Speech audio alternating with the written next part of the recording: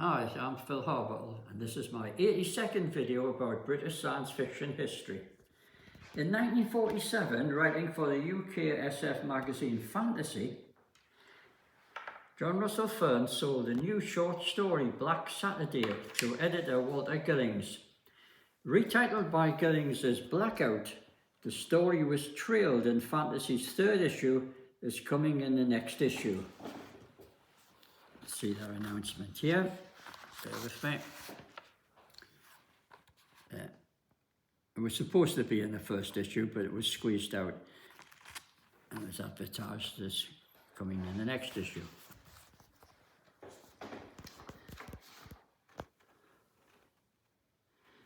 Unfortunately, despite each issue of the magazine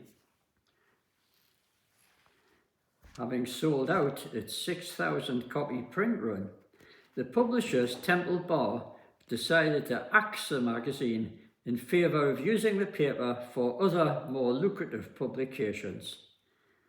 So Gillings once again had to retire back to fan publishing. At the same time, Britain's only other SF magazine, New Worlds, edited by John Cornell, also folded after 3 issues,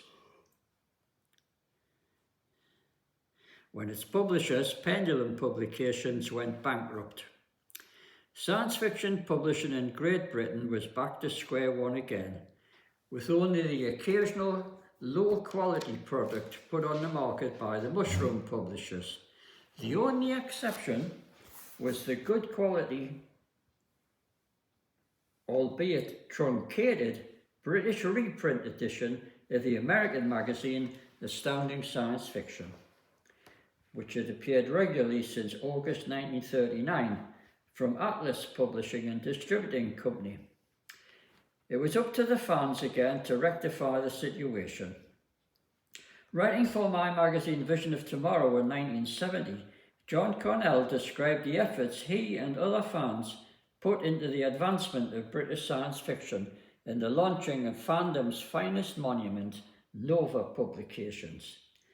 My magazine was cancelled, but I was able to include his article in my book Vultures of the Void, The Legacy, in 2011.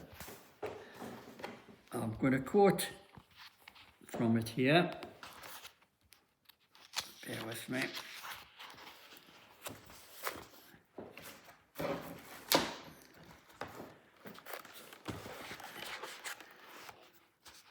There.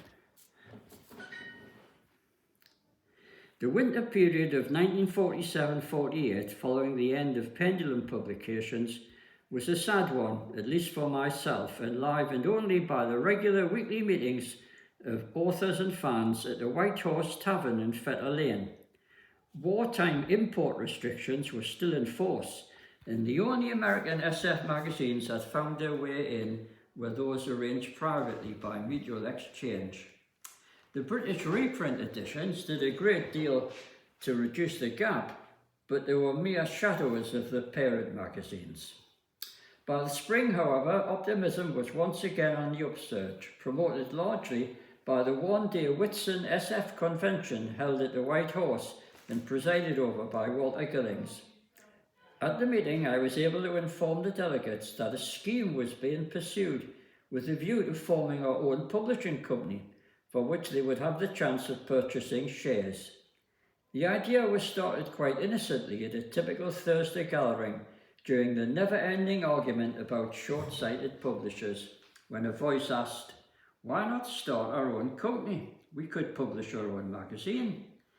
The idea had been heard before, but not by Frank Cooper, a retired RAF officer who had put some of his gratuity into a bookshop in Stoke Newington with a popular SF section. He'd recently joined the regulars at the pub and took up the idea of volunteering to obtain all the necessary information on floating a company. In fact, it was entirely due to his fine efforts that the company prospectus was finally drafted, approved, and sent to a list of some 400 names acquired from various sources. Shares were offered at £1 each, with a minimum of 5 to be purchased. Nearly 50 enthusiasts subscribed an initial capital of just over £600, which was thought to be sufficient to launch the company. Frank's solicitor handled the formation details. Walter Gilling's wife Madge thought up the name Nova Publications Limited, and by the end of the year, the dream was moving into reality. The first 6 working directors, spare time unpaid, were John Bainham Wyndham Harris, Chairman, G. Ken Chapman, Treasurer, Frank C. Cooper, Secretary, Walter Gilling's Advertising, Eric C. Williams Subscriptions, and myself, John Cornell, Editorial. A top-class printing house convenient to Stoke Newington was located. Paper was coming off the ration, and the blockmakers were glad to welcome a new account. So by the spring of 1949, a new company was in business. The New World's number 4 was planned as a trial issue. Demi-format, 96 pages, selling at 1 6, with quarterly publication ultimately in mind. The issue went on sale in June with a traditional bullet-shaped spaceship in a braking orbit near the moon, painted by Dennis Slack, with interior artwork by White, a young art student lodging at our home at the time. Have a look at the contents there.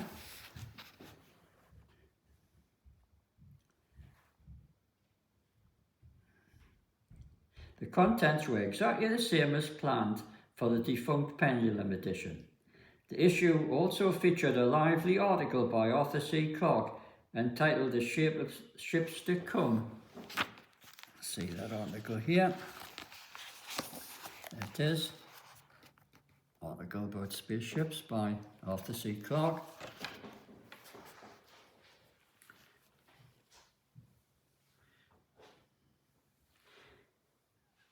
In this article, he postulated the possibility of dumbbell-shaped spaceships for extraplanetary voyages, used 17 years later in the epic film 2001: A Space Odyssey.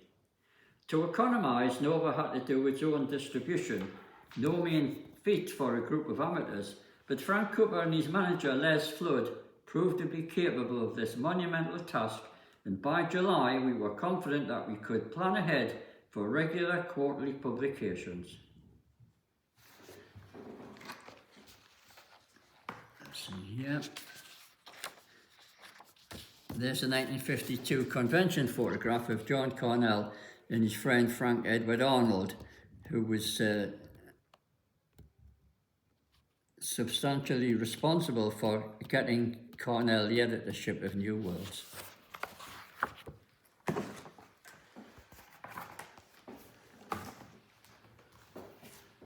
So New Worlds was launched under the new company Nova Publications. Now, since February 1947, Walter Gillings had been editing a highly professional-looking fanzine on a bi-monthly basis entitled Fantasy Review. Gillings was a top-class journalist, and his magazine was packed with news and reviews of fantasy developments on both sides of the Atlantic, mostly on the American side, since SF publishing there was much more advanced and literate. The articles included profiles of major authors such as Arthur C. Clarke and August Derleth.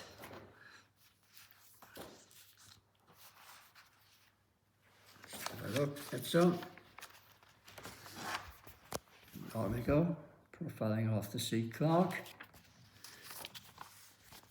And next issue had a feature on August Derleth, the author who's famous for founding Arkham House. Arkham House was just getting off the ground in the late 40s, and that gave the inside story.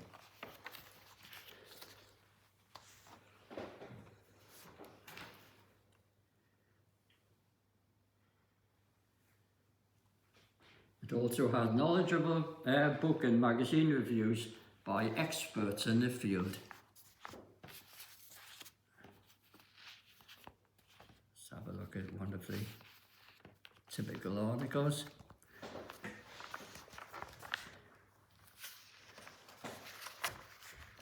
an article by Gillings himself under his pseudonym of Thomas Sheridan, telling the inside story there of the development of the American pulp magazine Astounding Stories, of which John Russell Fearn was a major contributor. All expertly covered in journalistic fashion by Gillings.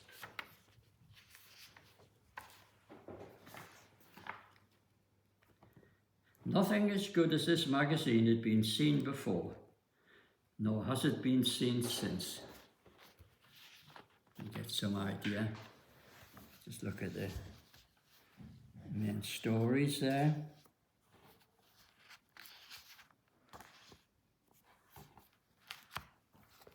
John Wyndham was one of the regular book reviewers.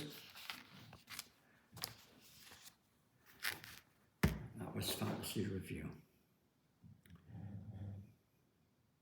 But with issue number 15, which we'll see there, with issue number 15, summer 1949, it went to quarterly, and the next autumn the magazine was renamed as Science Fantasy News. Science Fantasy Review. There's a new incarnation, the Science Fantasy Review. Only 2 further quarterly issues appeared, at which point the next part of Nova Publications' plan came into operation, the production of a second magazine to be edited by Gillings.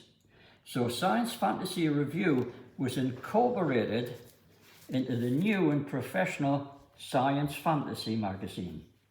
The first issue arrived in July 1950, dated summer, and its 96 pages included fiction by veteran author J.M. Walsh and the now regularly appearing, especially in America, Arthur C. Clarke. See the contents page there.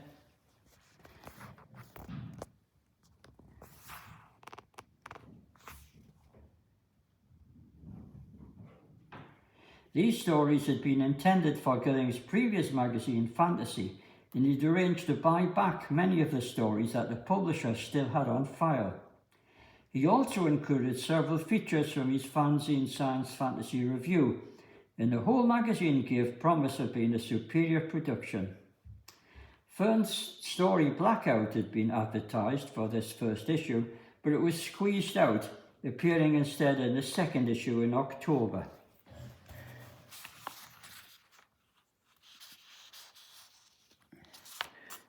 There we see the announcement that Blackout would be in the next issue, which it duly was. There's the second issue.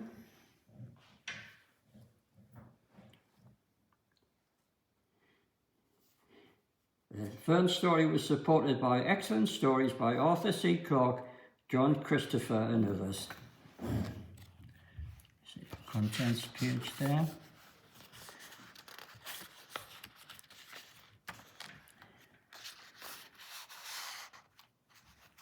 Yes, Fearn'S story finally appearing.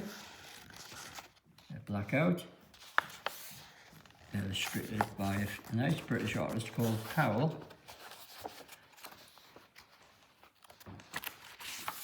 And there we see the spacewalk that would cause the blackout. Nicely illustrated.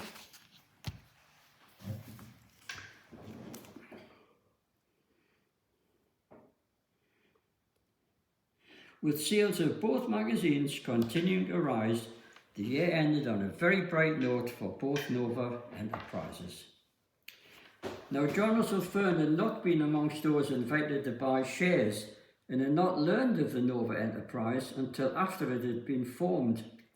But he was then signed to his Vargo Stanton exclusive contract with Sky Limited, and so was unable to be involved further with the Nova magazines, although he'd contributed 7 stories to their first 2 issues.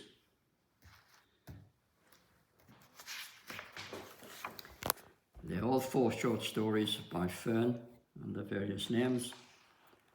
He appeared in the second issue as Portland Cross and Thornton Ayre.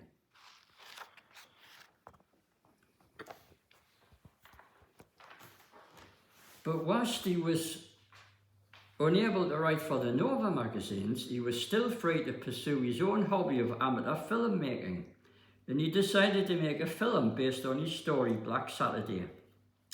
However, in order to be filmed, the story had to be completely changed. The printed version largely took place in complete darkness, all light having suddenly vanished as the Earth had plunged into a open space, and was told from the viewpoint of just two characters, a man and a woman, who had met in the darkness.